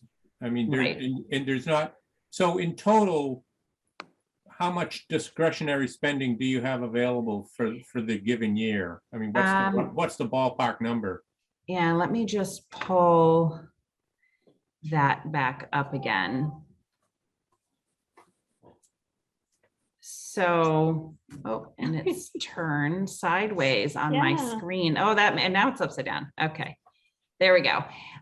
So, you know, it's about, you know, the $12,000 in services is not discretionary. The 125 in salary is not discretionary. I mean, it's a budget that, what do they call that? A bottom up budget. So if I don't spend it in one category, I can spend it in another. You know, $300 in office supplies and $900 in food supplies. I mean, that's, I guess, discretionary. And then $2,500, I believe, in the other ones, and then $5,000 for programming. So there's really not, whatever that adds up to be. There's not a lot of discretionary income there. And that's part of, I mean, it's never discretionary, but I hear what you're saying as far as not as a fixed cost. That's kind of where I was hoping to get some sort of sense from the board, because that's a more of a strategic thing, as far as if we are looking to continue to provide free programs and provide many more free programs, then that budget for programs needs to be much larger. You know, it took me about 20 minutes to sit down and think about how I would spend $5,000 through the end of the year, just providing a minimum of programs, let alone something that would make the senior center a vibrant destination for Ayer seniors. So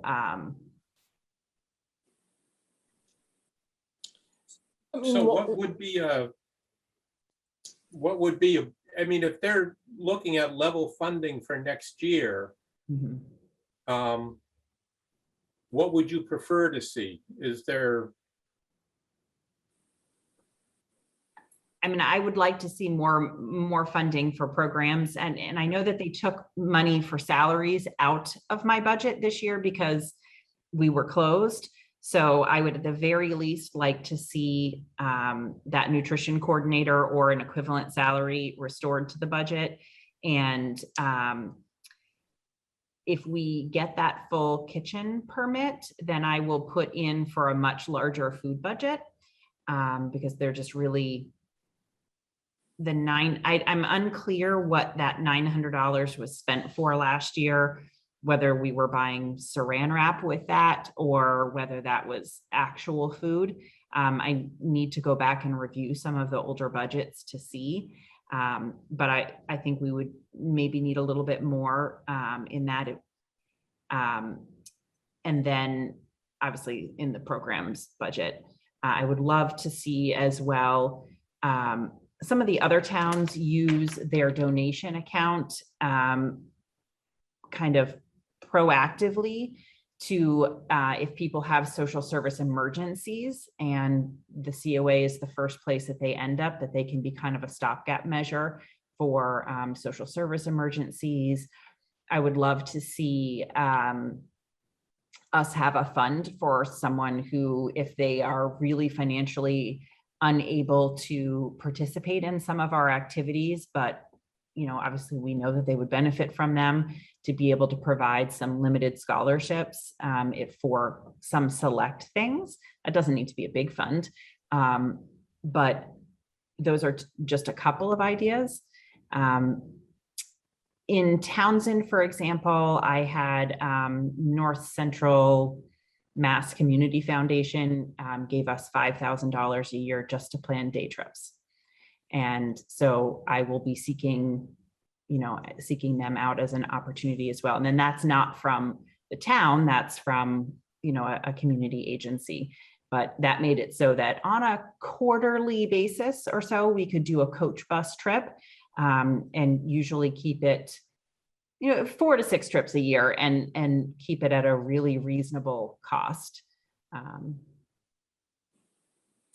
have a question. Mhm. On the two people that are going to be performing, do we pay them? How does that work? So in this case, for those two people, they are performing with Cultural Council funds. So those were funds that were awarded before COVID, and then they were given an extension to do their performances. And those usually vary between $150 and $300 per performer. So that as an idea, if I was going to have a performer a month at that rate, plus try to supplement the cost of some craft activities, because I am not crafty, by the way. You don't want me to lead the craft classes.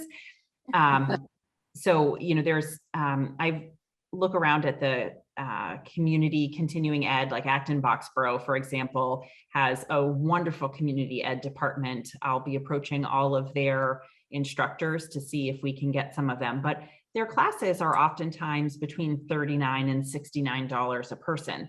And that's not palatable for the senior center. So in some cases, people are willing to give a discount, but oftentimes they can't, just because they need to make it worthwhile for them as well.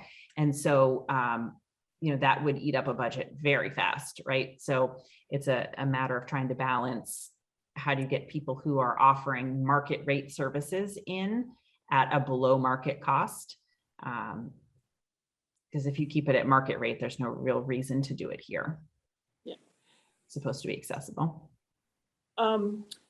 There's Lori Nearing has been working with this reuse group in Devons, and they have, I don't know if you're aware of their quote unquote store, but they have amazing things in there for nonprofits. So like there are art supplies in there. There's lots of office supplies. So if you ever need anything, I mean, they're at a deep discount. Are they back open again? Or are they still closed? No, Lori knows. Okay. It might be by invitation only. Well, they are. Lori's working. Okay, there. all right.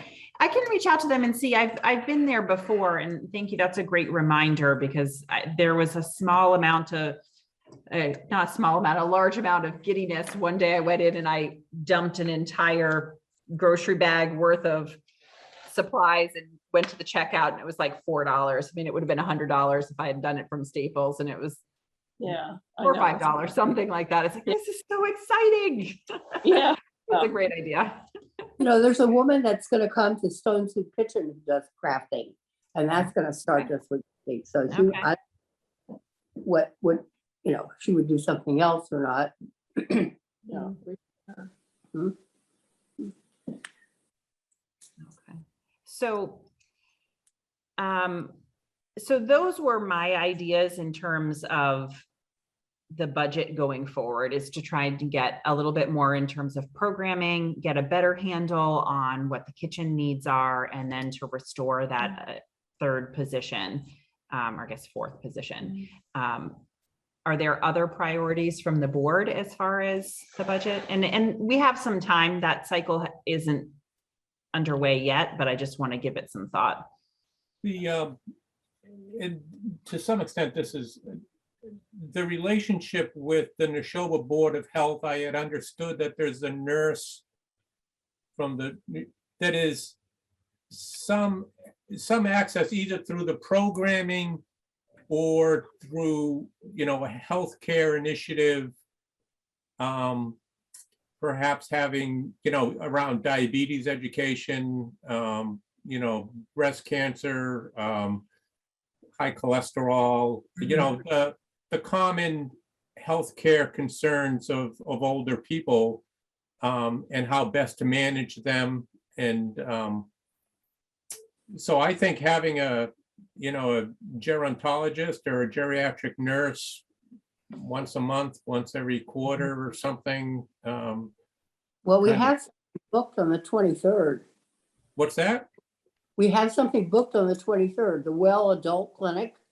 Uh-huh. Right. So Yeah, that's she comes the, once a month, yeah. that's the Board of Health nurse. She will come do just basic health checks, blood glucose, blood pressure, things like that. So in the past, they have been willing to give a talk around the time that they are doing the clinic, either right before or right after. And I can certainly reach out to them and see if they're starting that back up again, or if they're still overwhelmed with COVID and not yet doing any community outreach. But yeah, I'm a big fan, Dennis, of speakers, of educational engagement. I think that's huge. It's not always the biggest turnout, but it's certainly, I think, part of our mission and obligation to provide access to healthcare information. So the Board of Health nurse comes as a courtesy to the town, or the town reimburses her for town? Who does she work for, actually? So that each of the towns contribute to the Board of Health. That's I don't know what the right budget term is for that, but we all contribute. Each of the 7 towns, I think, 7 or 11 towns that the Neshoba Board of Health services all, it's in the omnibus budget. It's a substantial sum of money. And in return. I'm sorry. If we have food with it, lunch or whatever, and then a speaker, Right. you draw more people. Right, for sure.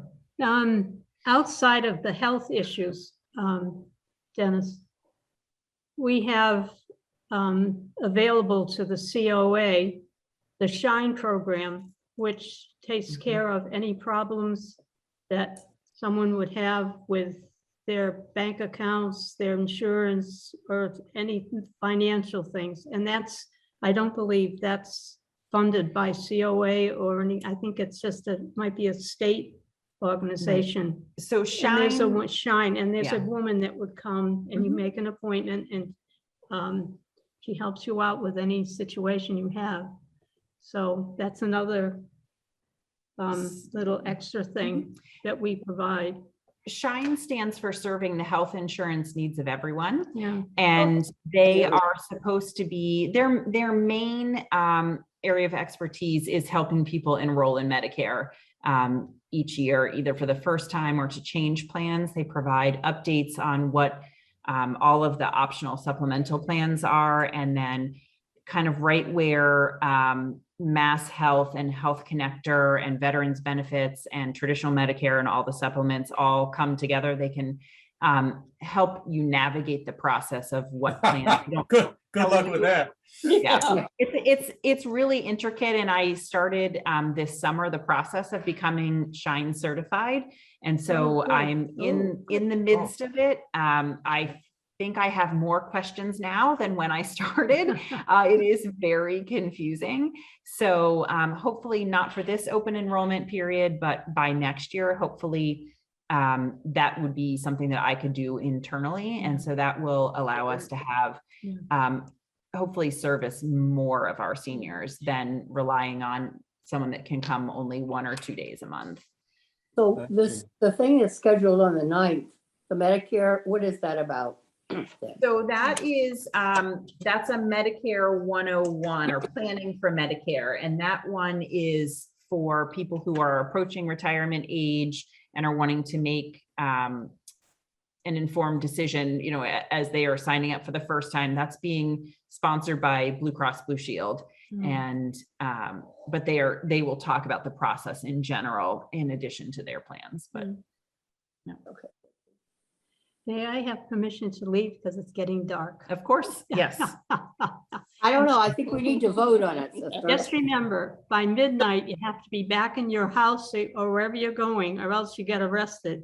Or you turn into a pumpkin. Oh, terrible. Okay, well, let's see if we can get through the rest of these items a little bit more Bye, sister. quickly. Bye.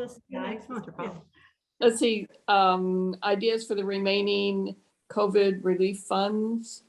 You were Was posed that the the, $4,500 that was going to be allocated to the congregate food?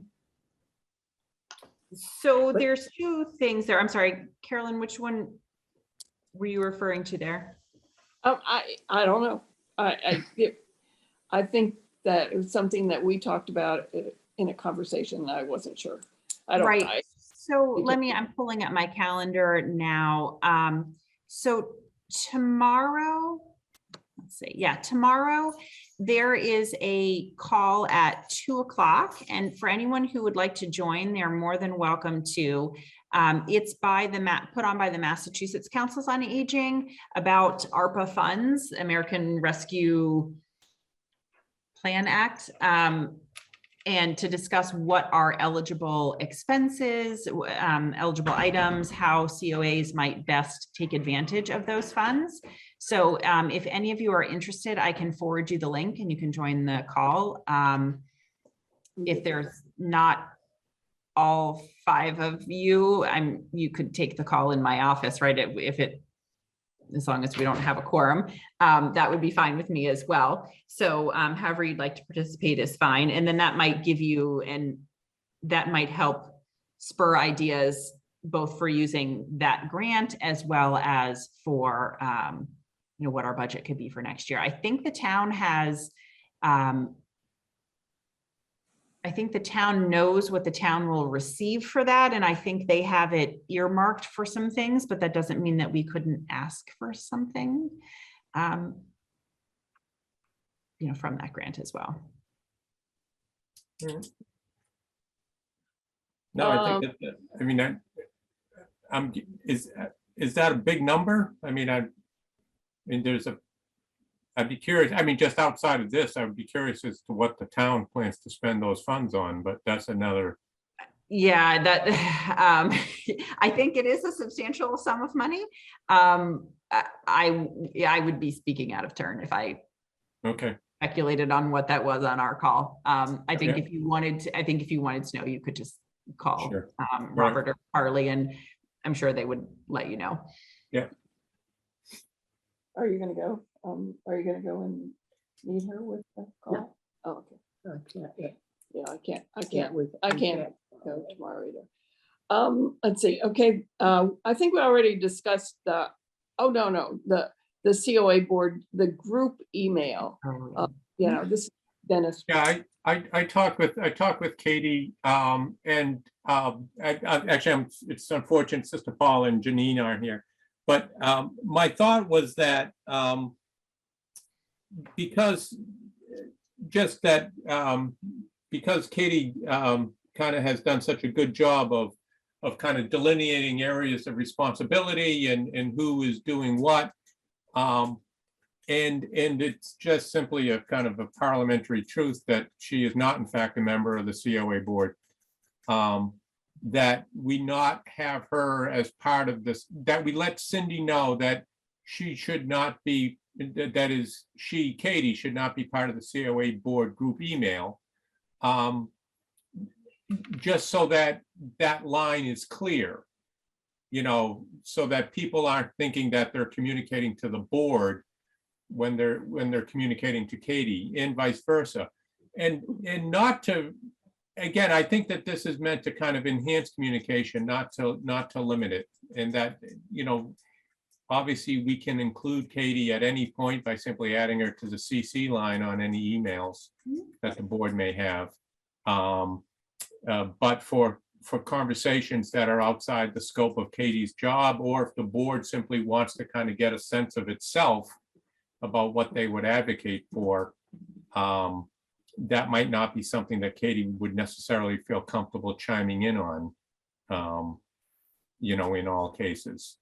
So I was just wanted to know what the board members felt about that idea. Yeah, I'm supportive of it. Yeah. And like you said, it's easy to include Katie. And I think most of the time we probably will want to include Katie and.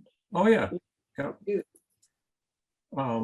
Okay, so I will approach Cindy and ask her to do that. Okay. And actually, you know what, I will, and I'll see, well, I will send an email to Cindy asking her to do that. On that She's email. actually right here. She listens in on our. Oh, there we go. I'm right here. I can do that right now. Save Okay. everybody one extra email. All right. Okay. Thank you, Cindy. And I was gonna say, and I'll CC Katie when I did that. Done. And We can do this in real time. okay, so, and we should let Janine, yeah, I guess Janine would be the most, I mean, everybody else knows, Sister Paula doesn't use it in any case, but we'll let Janine know. Yeah. And again, Cindy, you might be helpful. I don't know if other members within town hall would notice this change or be concerned about it, or kind of have always assumed that by contacting the COA board, the executive director is automatically notified. Right. I would think the only people that might be affected by that would be the town manager's office and maybe Kevin Johnston. Okay. So I can let them know. Okay. Yeah, and again, the point I'd like to emphasize for them, and I will certainly do this in any conversations I have with them, is that it's not meant to be exclusionary, but simply to kind of clarify roles. Okay. So Cindy, while you're there, what do the other boards do? Like the Conservation Commission? They always include their office people, planning Okay. board, the conservation. So this is the exception rather than the rule. Okay. So what happens, Cindy? This is interesting. So what happens when it comes time to do my performance evaluation? Does that mean my board just needs to meet in person to discuss it? Or if I stayed on, wouldn't I be copied on all of their emails? You would, if you stayed on this email chain. Usually, like, I can speak for the way the library did it, and they met without Tim to discuss his review, because you can't email, can't deliberate an email. I guess that's true. Okay. Yeah. So they met in an executive session to discuss it rather than through an email chain. But in the run up to that, that is, you have to believe that there were preliminary conversations, or there might have been some kind of communication. Oh, I'm sure there were, yes. And so they would just kind of delete them from the email, or, you know, Well, now I'm whatever. not sure. Let me check on the library trustees. Oh, guess what? Wait a minute.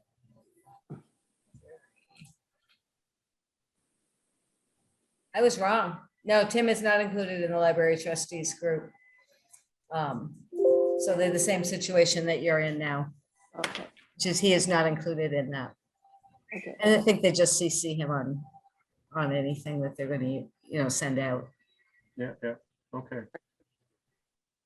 All right. Okay, next agenda item, I put in PACE proposal. I was contacted by Lori Nearing. She wants to offer a seminar to the seniors about what PACE has been doing. And their primary thing lately has been PFAS, and their emphasis is sort of toxics.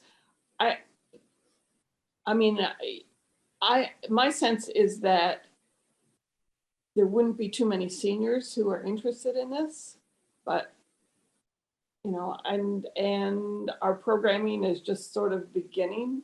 I don't know if this would be Okay. What did you say, ESOS or what was it? PFAS. It's poly something fluoride. It's the thing that's been found in water. Oh, okay, yep, And it's really, really difficult to get rid of. And yep. yeah, So what does Lori want to do about that? she wants to give a presentation to a group of seniors. Well, you could just have her get in touch with me and we can see if something works for the calendar and try and set reasonable expectations as far as, what our hunch is, how many people will be interested.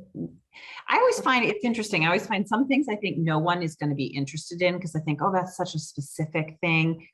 And then the turnout surprises me, or something I think is going to be wildly successful and you end up with 3 people. And sometimes it's hard to judge. So, Yeah. Okay. And Yeah. I don't know. Do we have anything like that planned? Any sort of talk? Not in November. not for November, no. Yeah. Okay. I think I would like, since the hour's we've already been here 2 hours. I think that looking at the scope and what we want on our Facebook and website, it's a pretty big topic. I would like to postpone that until next meeting. I also think that Janine will have more input on that. So if that's all right, everybody. Sure. Okay, so Okay. I think you have to vote to table that. Okay. I so moved. I'm gonna say, yeah, move to table. I don't even know if you have a quorum anymore, right? Oh, No, you have we have 3. You have 3, so you're good. Yeah. Yeah, we Yeah. did. So, all in favor, or we need a second, I'll second that. All in favor? Aye. Aye, okay. And is there any old business that anybody wants to talk about? I put old business and new business on the agendas just so there's a space for members who didn't get in their exact issue, so that it's a place for them to talk about it. So in terms of the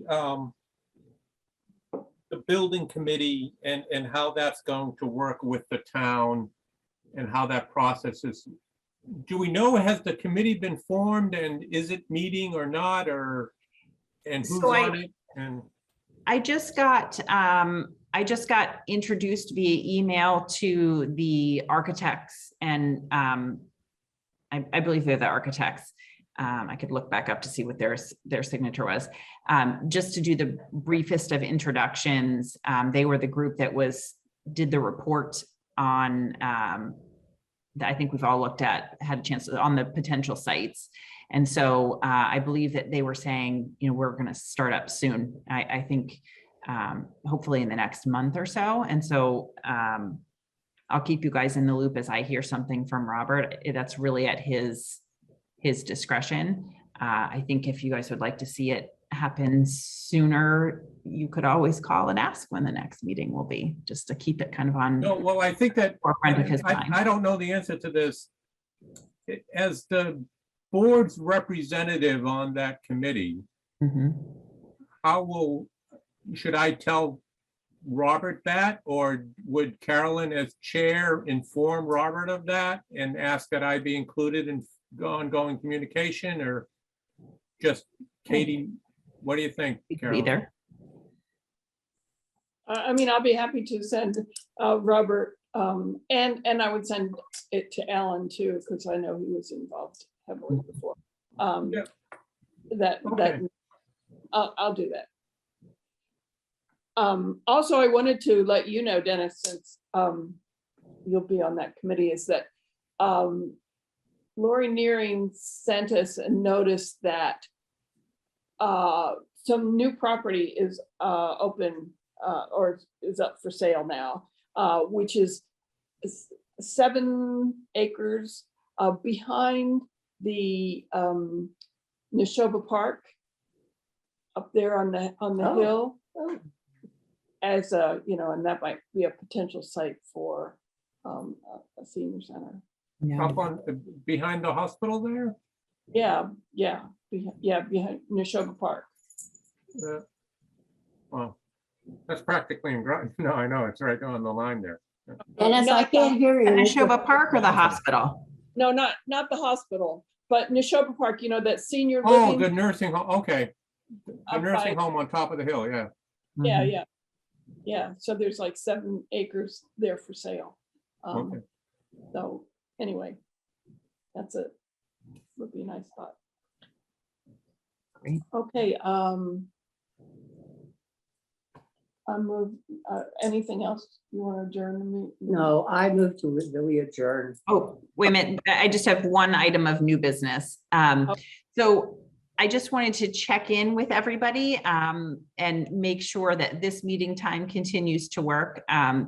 Anonymously got a sense that this time might be a little late as we get darker earlier for driving. So I'd like everyone to consider if we might want to make it an hour earlier. I know we set this time to be sort of at the end of my day, but I would rather work it into my schedule than lose a board member because they don't feel comfortable driving. Okay, That's not- That's it. Right. yeah, I think that's good. So 2 o'clock, we'll move. Yeah, So that we'll works. move it- well, yeah, Okay. Right. Now I move to adjourn. okay, second. All in favor? Dennis, I'll be raised. All right. Yeah. Adjourned.